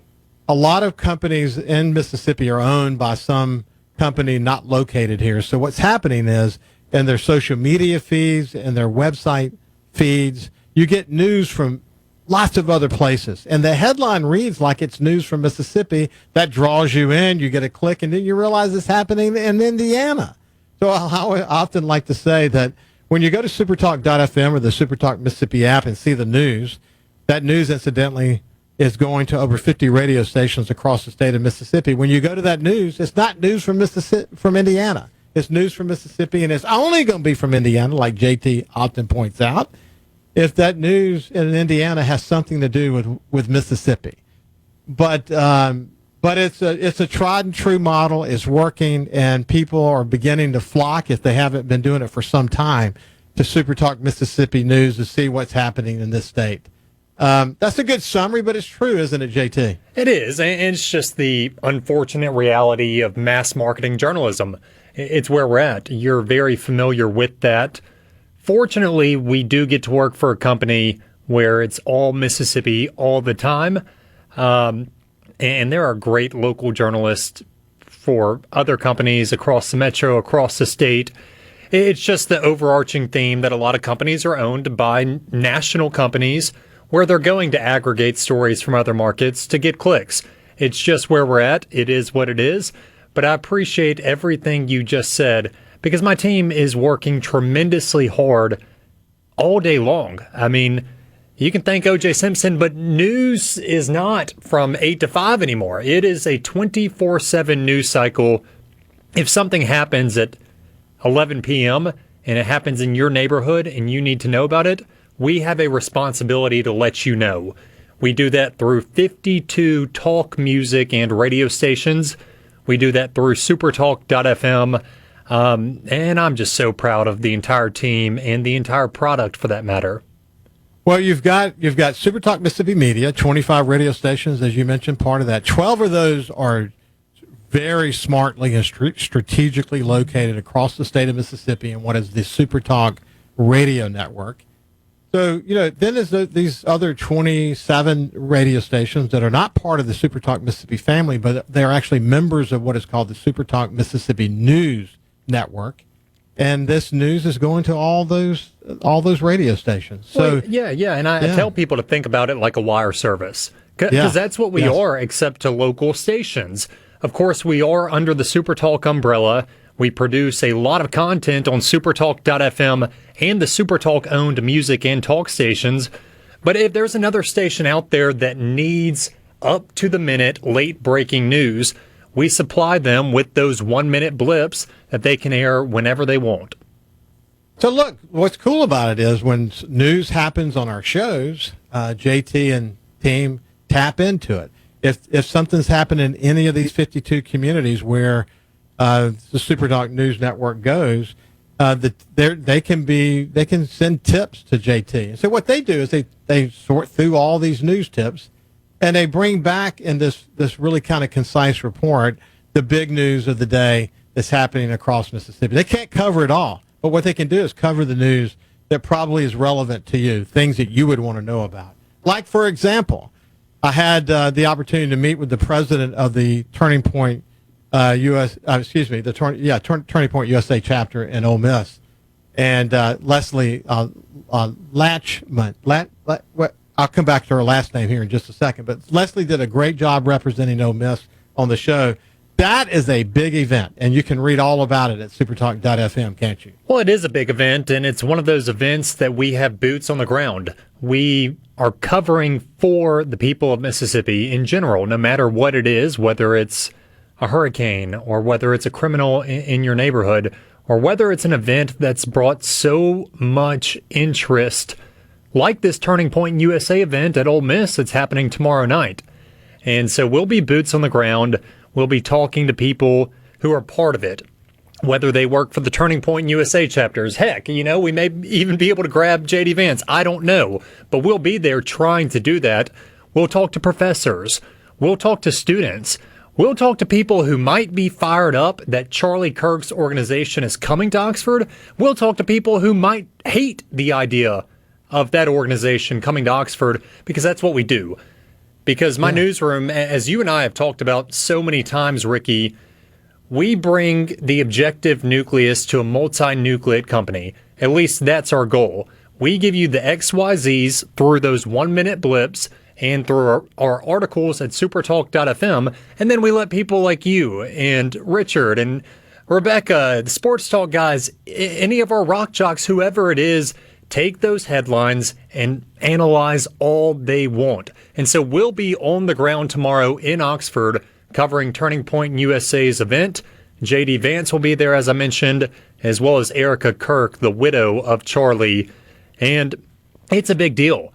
We got word from the planners late yesterday that it's max capacity. How the process worked was you got online, you applied for your ticket. They're free tickets, but you applied for your ticket, and boom, you may get in. Students get priority. They're saying that most of the SJB pavilion is going to be filled with students, and if you're somebody who's just a regular old adult like me and you're trying to get in, I'm sorry, your luck is probably unfortunate. You probably will not get in. They are going to be turning down a huge number of people on the wait list because so many people are interested in this event. Well, listen, her last name is Latchman, incidentally, but Leslie Latchman, who is the president of the Ole Miss Turning Point USA chapter on the show earlier today, talked about how, it's almost impossible to get in now, but the reality is they're going to have it available in so many different forms, so people will be able to understand what the message was.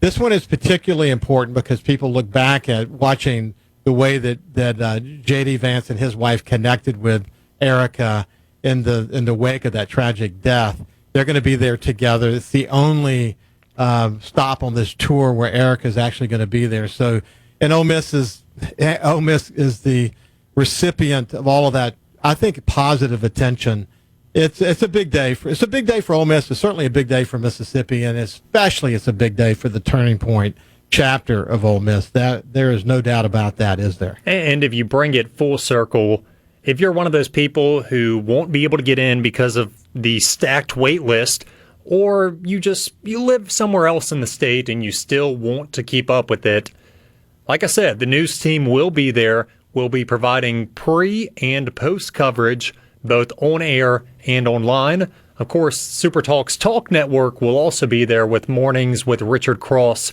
live from Oxford, 6 a.m. until 9 a.m. tomorrow. And so we're going to be covering it like a blanket, like we do every story that we bring to Mississippians. Listen, SuperTalk's on X, it's on Instagram, it's on Facebook, it's on YouTube. You can go to SuperTalk News, you can go to SuperTalk Mississippi. Gosh, we are there wherever people want to engage in the show. You can go to, download the app, the SuperTalk Mississippi app, and then you'll have everything in one place that you can have access to it. But it really makes being able to engage in our content what it's all about.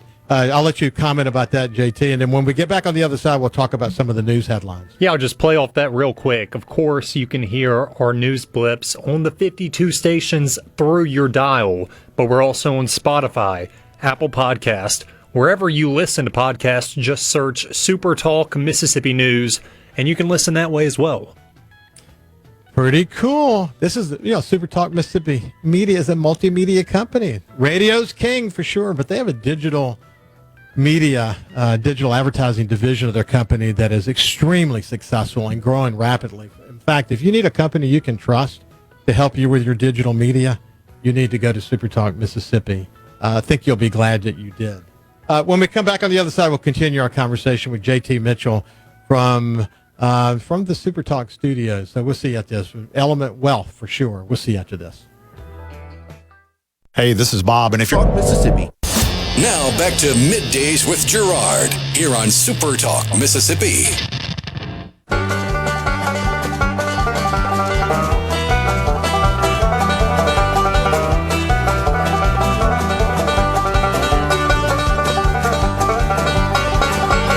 Welcome back to Middays. I'm Ricky Mathews, sitting in for Gerard today from the Element Wealth studio. Also know that we want to hear what you have on your mind, so call the C-Spire text line at 601-879-4395. Please don't text and drive. JT Mitchell from SuperTalk Mississippi News. Rhino knows how to pick that music, doesn't he? No doubt about it. You never know what's coming next. Hey, listen, real quick, we're going to get to some of the headlines, but I just want to mention real quick, it's almost surreal as I watch Fox weather in the background at this vicious hurricane hitting Jamaica literally during the entire show today. And I pray for the people of Jamaica, but they're going to need some help, aren't they, my friend? Record winds. This is terrible. And my wife and I were in Jamaica a couple years ago, and just knowing that the places, the island that we visited are getting just stomped and trampled. It's terrible. It's a harsh reality. We deal with it here. And it's a stark reminder that hurricane season goes through November 30th. And so if you're not prepared out there, we're fortunate as of now. Melissa, Mississippi was never in the forecast cone. But you never know with these things. You really don't. And so just be prepared, because you still have 33 days left of the Atlantic hurricane season. And so I urge you to make sure you have your disaster go kits ready. I urge you to make sure you have an evacuation plan in place, and talk to everybody who lives in the house. What happens if worse comes to worse? Plan for the worst, hope for the best. And we give you plenty of tips at supertalk.fm. That's the message for sure. Listen, there was a road rage incident in Brandon that literally made national news. Tell us, what's the update on that? Yeah, so this happened Sunday night around 9 p.m. in Brandon on Spillway Road, where a preliminary investigation showed that this woman was driving. This man in a pickup truck behind her just rode her tail for quite a while. And when they reached a red light, he pulled around, pulled out a gun, shot into her car. Fortunately, she only had injuries from the glass splashing back from the bullet. She was not hit by actual gunfire. But yesterday, we got word during the afternoon, it was actually around 7 p.m., that a suspect was arrested in nearby Madison while eating at a local restaurant. Today, we got word that that suspect has been identified as Walter Dennis Ainsworth. And so, of course, he's charged with a plethora of charges. But it's also a reminder. I mean, we talked about how Melissa can remind us to be ready for hurricane season.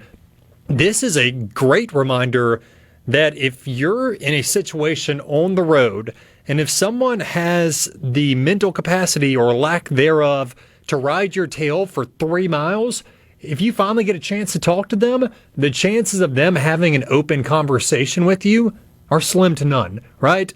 And so just be smart out there. I remember in Ocean Springs in May, there was a shooting that spurred from a road rage incident as well. You get these every so often where somebody just loses their marbles because of the freaking road, because, I don't know, something like somebody didn't use a blinker or you thought they did wrong, etc. It's crazy stuff. It really is. And so if you're out there, be smart.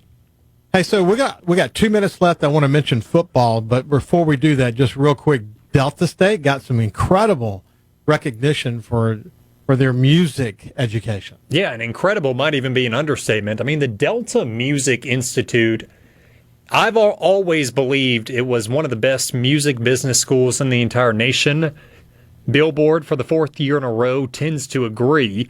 Billboard, they ranked Delta State as one of the best in the entire world, actually. They put them up there with the Abbey Road Institute in London, Berklee College of Music in Boston in Spain, Belmont University in Nashville, Middle Tennessee State, and Delta State is on that list of, if you're out there, if you're an aspiring music student, no matter what side you want to be on, the engineering, the actual songwriting, whatever, Delta State is one of the best options in the entire world, according to Billboard magazine. Listen, one thing I want to make sure we people know that if they want football coverage, go to SuperTalk.fm. You know, Southern's having a great year. Ole Miss is hopefully headed to the college football playoffs. That was such a heartbreaking loss for Mississippi State, but man, had they improved since last year. We got to keep the focus on that. We got a lot to cover there, don't we? We do.